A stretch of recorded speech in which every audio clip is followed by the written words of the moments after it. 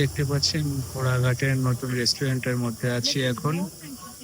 আর এখানকার পরিবেশটা অনেক সুন্দর, বাতাস হচ্ছে হালকা, বসে থাকার একটা মনোরম পরিবেশ, অনেক ভালো লাগছে জায়গাটিতে।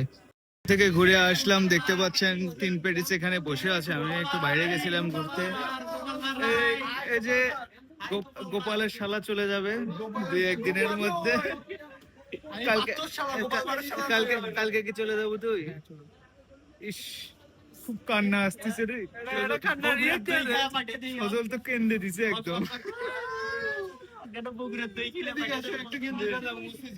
ভাই তোমার কাছে কি বগুড়ার দই পাওয়া যায় ভাই? ভাই এই যে দেখা যাচ্ছে আমাদের স্বেচ্ছাসেবক একে টাকা হাওলা দিল সাগরকে।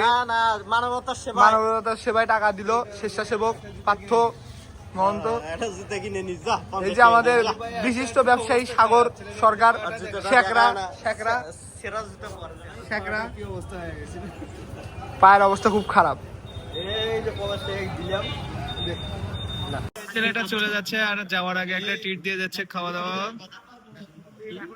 কি কি অর্ডার দিল? অনেক কিছু অর্ডার দিয়েছি, ভুলে গেছি। খাওয়া দাওয়ার কথা ছিল, ওই যে নক কাকু নিয়ে যাচ্ছে। আমার বললো বগুড়ে নিয়ে যায়, খিলেছি দই নে কি কি বলে খিলে হয়ে।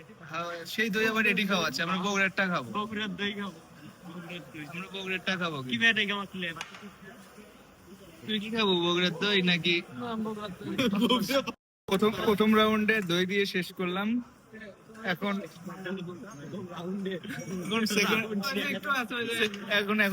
সেকেন্ড রাউন্ডের খাবার আসতেছে, ওটা এখন গরম হচ্ছে। মালটা আসলে আমরা খাওয়া দাওয়া শুরু করবো। রাউন্ডের খাবার চলে আসছে, শুধু এর জন্য নাই। গোপাল আর তুই বেশি নিছিস। হ্যাঁ, আমার ভুড়িটা তো পালা লাগবে, বুঝিস না? এত বড় ভুড়ি চালাতে গেলে কিছু খাবার লাগে, বুঝিস না? খাওয়া দাওয়া করি।